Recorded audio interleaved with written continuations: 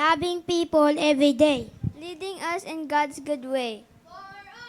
Open heart and open ear, offering help when we're in fear. Very kind in all you do, very strong in faith too. In your care we grow and smile, in your prayers we're blessed each mile.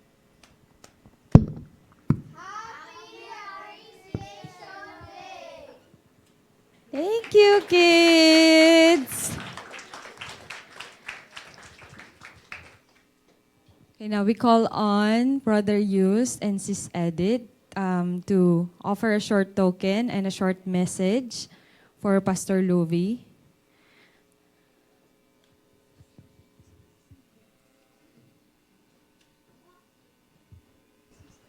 Hello. Hello, Pastor.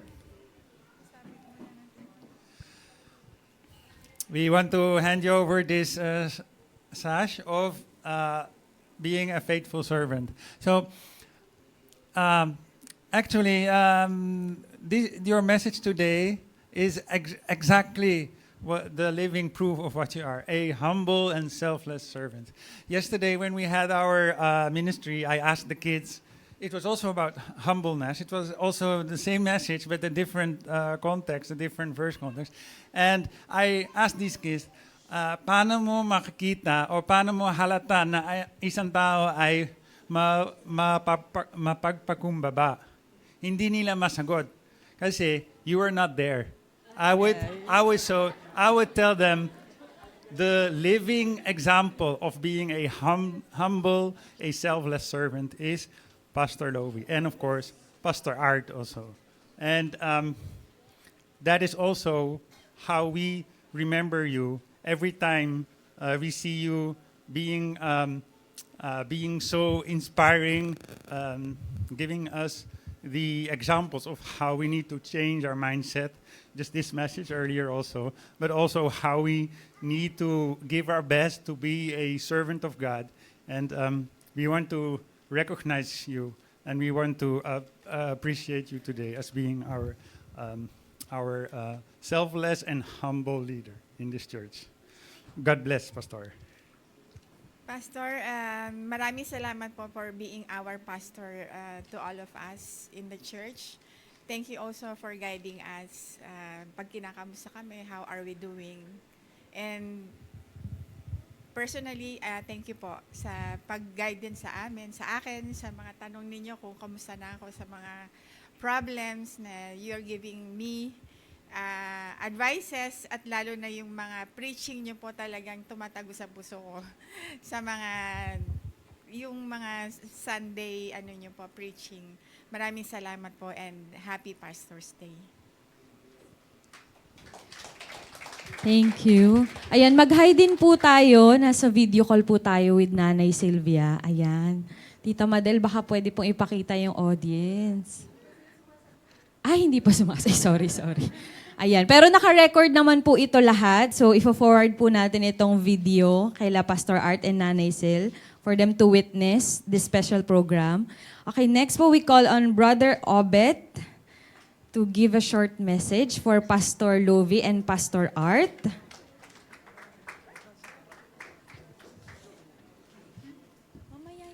Hello. Okay. Isa rin pong paraan sa pag-honor ng ating Panginoon ay yung mabigyan natin ng honor yung mga tao na ginagamit ng Panginoon upang ang kanyang kaharian sa lupa ay lumaganap. At yan po ay ang ating butihing pastor. Pastor, Happy Pastor's Day at I appreciate very much yung courage mo, yung iyong initiative at yung pag-encourage mo sa bawat isa sa aming lahat na upang patuloy kami na manalig at patuloy na maglingkod sa Panginoon. Ikaw ang aming inspirasyon, kaya kami patuloy na naniniwala na sa pamamagitan mo, ang salita ng Panginoon ay patuloy na malalaganap. One thing na masasabi ko sa iyo in one word ay isa kang encourager. Patuloy mo kami in-encourage na maglingkod sa Panginoon sa kabila ng mga ah, pagsubok, yung mga problema namin, ikaw ang nagpapalakas ng loob sa amin upang magpatuloy. At dalangin ko na patuloy na bigyan ka ng Panginoon ng wisdom at kalakasan upang patuloy mo mapamunuan ang simbahang ito at maging kalugod-lugod sa Panginoon ang ating Word for the World Christian Fellowship Family. And ganun din kay Pastor Art, I appreciate very much yung faithfulness ni Pastor Art sa kanyang desire na mapaglingkod sa Panginoon sa kabila ng kanyang mga health issues. Nakita ko na patuloy din siyang, yung desire niya na mapaglingkod sa Panginoon. At ang one thing na masasabi ko kay Pastor Art is ang kanyang, I admire very much yung faithfulness niya sa paglilingkod sa Panginoon. At dalangin ko rin na patuloy siyang bigyan ng kalakasan ng Panginoon at patuloy na madama niya ang peace of mind at ang joy ng paglilingkod at pagiging anak ng Panginoon. Yun po. At lastly, I want to acknowledge yung effort ng ating mga faithful servant na nag-effort pang ang programang ito ay ating may sa katuparan. Thank you very much and God bless, Pastor Art. Pastor, dalito daw. Kiss daw po, kiss. Isa po sa OG natin yan, si Brother Obed. Ayan. May we call on Castro couple and kids.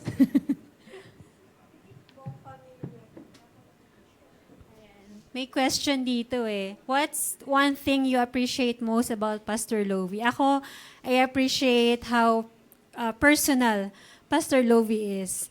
Personal kasi he will take his time to really go to you, goes to the person, and kamustahin ka. And nagbabahay-bahay pa yan si Pastor. So, yun yung pinaka na-appreciate ko about Pastor Lovie. About Pastor Art naman, sila ni Nanay actually, they're very thoughtful. Kasi hindi sila nakakalimot ng birthday and special occasion, anniversary. Talagang yung memory nila, sobrang sharp pa. Ayun. What one word that describes Pastor Lovie, yun nga, he's very relational na tao. And si Pastor Art, he's unstoppable. Ayun. And yung prayer ko for Pastor Lovie, I pray that the Lord will continue to fill Pastor Lovie with strength, with joy, and wisdom as you continue to minister to this church and to other people. We really appreciate you, Pastor, and the whole family ni Pastor for their sacrifices sa pag-aalaga po sa aming lahat. And for Pastor Lovie, for Pastor Art, I pray for renewed strength. And I pray that we will makita ka pa namin soon, kayo ni Nanay Sylvia, at we will make more memories together. Yun po, maraming pong salamat. Yes. Pastor Lovie, one thing I appreciate sa'yo, Pastor Lovie, is sabi nga ng asawa, related dun sabi niya, very personal, di ba? At the same time, you're very intentional as well sa pag-approach sa mga tao. Yun, nakita talaga namin sa'yo, ako personally, is how you go to every person para kamustahin yung bawat isa. To the point na sometimes di mo mapapatingin ka sa relo, di ba? Pero one thing that we appreciate, no? And also, just by being faithful to what you do, ay yung calling sa'yo ni God. Sobrang hirap maging head of the family, at the same time to be head of the church and to prepare a message every Sunday. Napakahirap nun. At the same time, you're working, you're leading your family, and I salute you because it's a very noble thing to do. Alam ko na it takes a lot out of you, and laki ng cost nun para sa'yo, Pastor. Just by doing that Sunday after Sunday, gusto kong iparamdam sa'yo, paabot sa'yo, Pastor Lovie, how much we appreciate you and yung enthusiasm mo, Pastor Lovie, hindi nawawala. And we just want to appreciate you from the bottom of our hearts. Tissue, may tissue ba? Yeah, and Pastor Art, syempre, yung tissue. Oo. Pink pa talaga, Pastor, yung binigay sa'yo. No? Very manly. Sabi ko pa naman, the head of the family, man of the house. Yeah. Yung tissue daw na hindi basa. Baka pigain mamaya yan ni Pastor. Pastor Art, saan ba ako titingin? Pastor Art, I wanna appreciate you because what we do, why we serve God right now, very instrumental si Pastor Art and Nanay Sylvia doon because when we were still growing up, nung I was still a student, nasa youth pa ako noon, Pastor Art, Nanay Sylvia, very instrumental sila to encourage us na pwede pala kami mag-serve. There's an opportunity for us to serve. So that's why we appreciate you. If there's one word, Pastor Lovie, balik ako sa'yo, one word to describe you, that's, nalimutan ko, ayoko sana tumingin sa kodigo ko. Humble, intentional.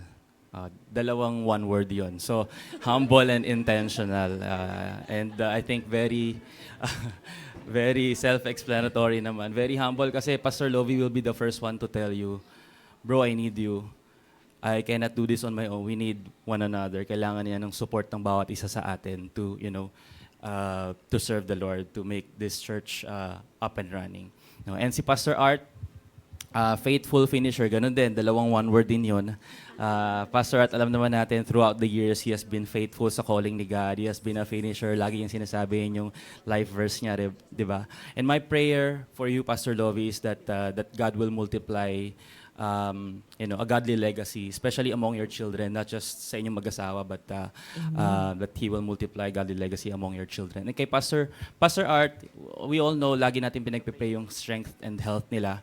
But at the same time, even even in this season of their lives, my prayer is that the Lord will continue to shine sa buhay nila, and that as it is said in Psalm 73:26, that my flesh and my heart may fail, but God is the strength of my heart and my portion forever. So that is my prayer for our pastors. So happy Pastors Appreciation Day. Thank you. Okay, next po, we call on the Pedrosa couple.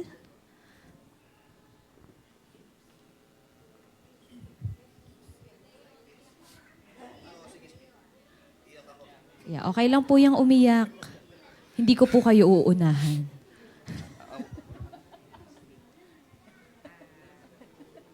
Check mic.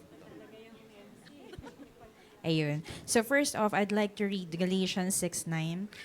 Sabi dito, let us not become weary in doing good, for at the proper time you will reap the harvest if we do not give up. So,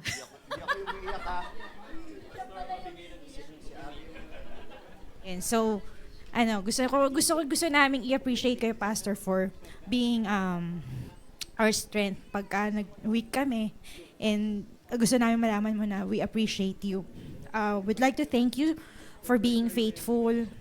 Hindi ko makita yung... Hindi mo makita yung binabasa mo. Hindi ko makita yung binabasa ko.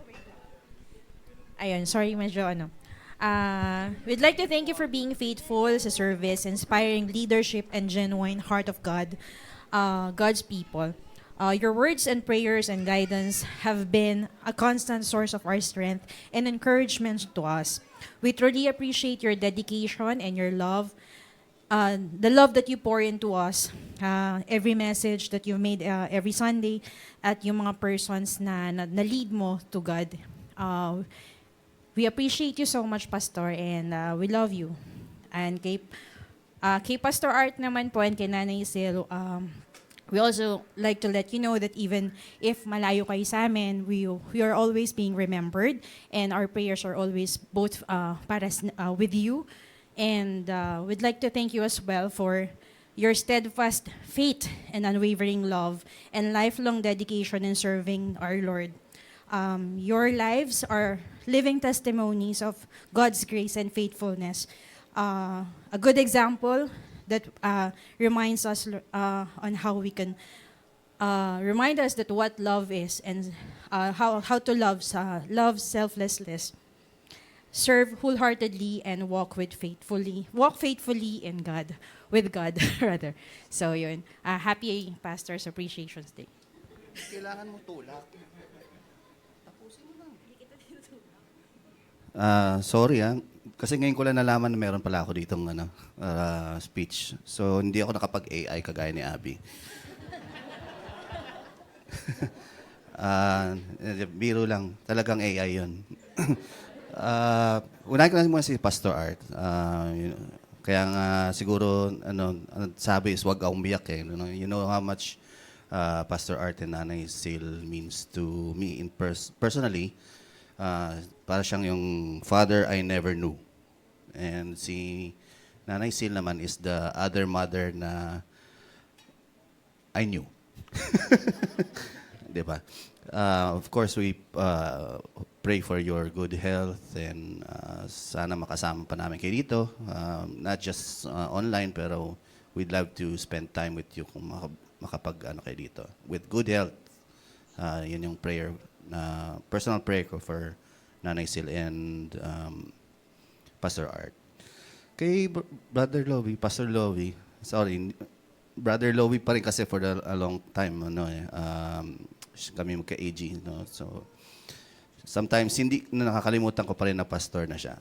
And it's amazing how much sacrifices ang willing siyang ibigay for others, no?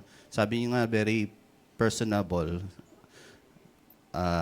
So talagang gusto kanya makausap, gusto kanyang kamustahin, kahit tinataboy mo na siya minsan, gusto ka pa rin niyang kausapin. Alam niyo naman ako, hindi ako makamingle sa ibang tao no? Pero i-imbitahin ka niyang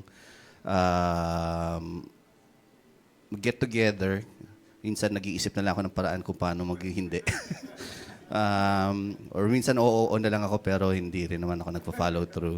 Buti na lang busy siya so hindi nga napapansin na hindi natutuloy yung mga namin meetups. But kidding aside, talagang it's amazing how much he loves, no? Not just for me person, pero everybody is willing to sacrifice much of his time. Yung tulog, no? Ako, hindi ako magsasacrifice ng tulog for many people. Pero siya, kahit na walang tulog, and magpe-prepare ng preaching, and bibisitahin niya yung mga tao, but for the love of those people. So it's really an amazing thing for me na how much he loves. Kasi nga galing kay Lord, no? Hindi yan magagaling sa tao lang if it's not from the Lord. So we truly appreciate you, Pastor. It really trips me up yung Pastor Lovie. But we love you. And I'm sure I speak for the rest of the church to say that we truly, Pastor, appreciate you for your efforts. And we pray for your good health, good business ba yun? You call it business, di ba? Hindi to support your family and sana ma-achieve yung plans mo sooner rather than later para sa you and your family. Thank you. Thank you. Merry Christmas. Ayan. So mga gusto pong mag-abot ng gift, feel free po na umakyat or kung mahiyain po kayo, ibigay nyo na lang po mamaya. Ay sige po, ngayon na po yung time to give our your gifts, anything in between. Yung binigay po ng church na diyan sa upuan ko. Ayun po, you can approach our pastor. At mag-bless po tayo sa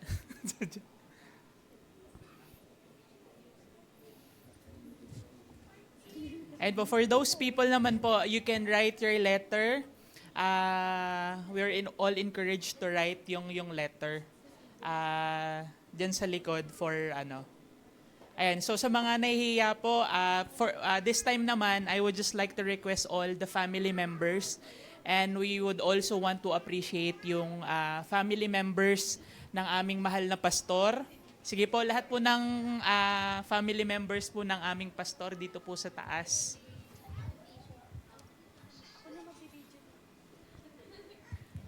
Ayun, tas ako po yung magme-message sa inyo. Yun po inassign sa akin. Ayan, yung mahal kong Nina. Ayan, so, ayan, syempre, hindi lang yung pastor namin yung i-appreciate, kundi yung family members din. The number one support nung aming pastor. Nung time na, kagaya nga ng laging sinasabi ni pastor na nung naging pastor siya, ayaw ni Ninong Merly maging pastor si Ninong Lovie. But then, by God's grace, pumayag siya. Nung time na nag-say yes si Pastor Lovie kay Lord, damay yung buong pamilya niya. And damay yung buong sambahayan niya doon. And we thank you for your support kay Pastor Lovie. We know na it's not perfect.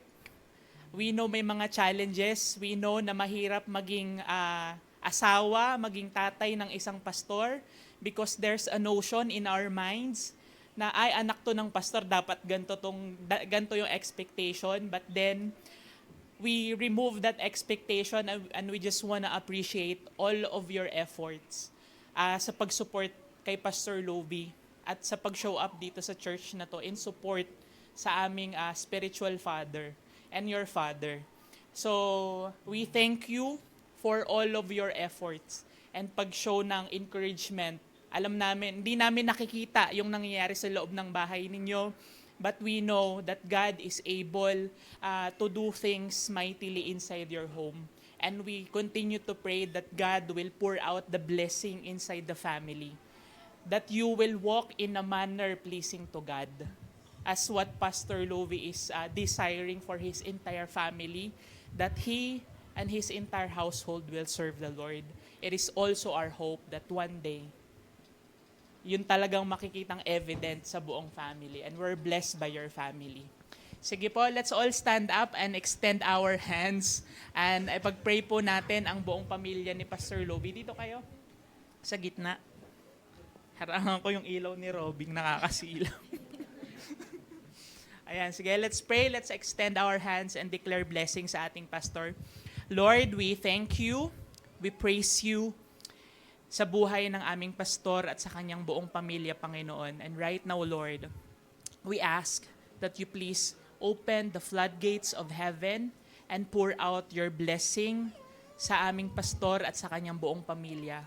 Kay Pastor Lovie, kay Ninang Merly, that you will bless them exceedingly and abundantly, Father. I pray that you will protect them in everything that they do, Lord, in every place that they will go, Panginoon. We declare your blessing. We declare your breakthrough upon them, Panginoon. Protect them, protect their health, Father, that you will continue to abound in their lives, Lord. And may their lives be a testament of your grace sa iba't ibang tao na kanilang makakausap. Lord, if there are times, Lord, that they feel tired, that they feel burned out, Lord, I pray, God, na kayo, Panginoon, ang mag-apoy ng joy ng kanilang salvation. I-renew niyo, Panginoon, ang joy ng kanilang salvation. Bigyan sila ng kalakasan in serving you, in knowing you, and in loving you, Father. Thank you, Lord, for you are the one who sustains them, who continuously bless them, Father. We entrust them unto you because we know that you are in control and you have the best plan for them. Maraming salamat for their lives and for their service. We offer them to you, Father. We love you. We praise you. In Jesus' name we pray. Amen and amen. And ngayon naman po, pag-pray naman po natin sila Pastor Art and Sister Sylvia, Nanay Sylvia. Lord, we thank you for the life of our pastor, Pastor Art and Nanay Sylvia, Lord. You know what they're going through. You know kung ano po yung situation nila right now. We just ask God, your presence to be in their midst, that you will continue to remind them that you love them and you care for them, O Lord. We pray that you give them the supernatural strength that they need, that you will continue to restore the joy of their salvation, that they will enjoy the quality of life you're giving them. Lord, maraming salamat because we know you're in control sa kanilang buhay, and you have a wonderful plan ahead of them. Bless them, bless their entire family, Lord. Thank you, Lord, for their lives. In Jesus' name we pray. Amen and amen. Ayun po. So sa likod po, meron pong video, camera. You can also record yourself para ma-send kay Pastor Art and Nanay Sylvia. And yun, palakpakan natin ang ating pastor. Thank you, Lord, at sa buong pamilya, maraming salamat. Give highly appreciation to our Pastor Art and Nanay Sylvia. So si Pastor Art, sa mga hindi po nakakakilala, siya po yung ating originally senior pastor dito. At last December, ay nag-retired siya. You know, pinag-pray niya mabuti ito na ibigay yung kanyang leadership sa isa sa member ng church, which is ako po yung binigay ni Lord as an answered prayer for him. So I really appreciate Pastor Art. Kaya please give a message of encouragement for Pastor Art. Kailangan niya yun. Kailangan nila Nanay Sylvia yun. And kanina habang nagsasalita si Deo, asan si Deo? Ayan. Gusto mo dalahin kita doon kay Pastor Art? Oh, gagawin ko talaga yun, brother. Schedule natin. Punta natin si Pastor. Kasi we'll never know. We'll never know the time. Mag-ask tayo ng permiso. So, kung meron kayong time to visit him, visit nyo na si Pastor. So we'll never know the time. Kaya, ngayon, hanggang meron pa siyang time to remember memories, magbigay kayo ng message doon sa video, ipaabot natin sa kanila, no? So, I really appreciate Pastor Art. Really. Hindi ko naman naisip at naramdaman talagang ako ay magiging pastor ng church natin. But to God be the glory. And I really appreciate each one of you sa pag-appreciate sa akin. You know, I feel I'm not worth. I feel na hindi ako worth para bigyan ng ganitong ng ganitong appreciation, but I really appreciate yung mga binigay nyo po sa akin at kung paano nyo nare-remember yung aking ginawa. I pray na mabigyan pa ako ni Lord ng wisdom kung paano ko pa kayo mabigyan ng time individually at ma-visit kung ano yung situations ninyo. Praying na mas makadevelop pa ako ng relationship and communication sa inyo lahat. I just want to be honest with you. Hindi ko po kayang mag-lead mag-isa. Kailangan ko po kayo. I need your ideas, God-given ideas and ability. Kailangan natin magtulungan para ang church natin mag-glorify ang Lord sa buhay ng bawat isa sa atin. And kailangan ko kayo para mas marami pa tayong ma-reach out. Mas maraming taong ma-blessed sa simbahan na to. Nang lahat ng taong papasok sa room na to, kahit hindi man tayo magsalita, ambience pa lang, maramdaman na nila yung presensya ng Panginoon. Kasi nasa sa puso natin. Naturally, nag-overflow sa buhay natin yung presence ng Lord. Amen po. Kasi I remember in my prayer, sa bahay namin, kahit noon bulok-bulok yung bahay namin, talagang hindi magandang tingnan.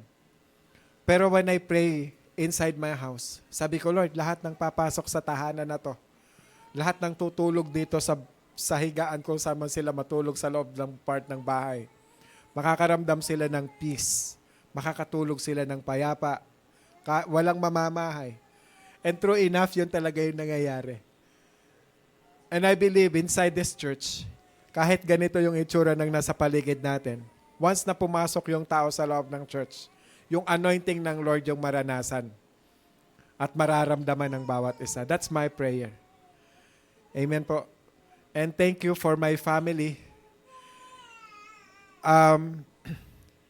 Nakakakita na ako talaga ng tunay na liwanag na that the whole family, no, ng tunay na liwanag na yung family ko ay maglilingkod mightily.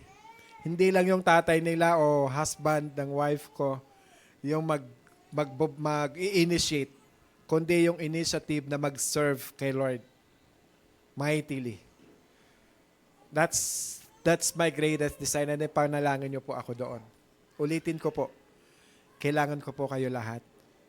Your ideas, brilliant ideas, wisdom na binigay ng Lord, talent, abilities, pagtulong-tulungan po natin to. Sa kumilos po tayo as one body. Parang isang katawan, part tayo.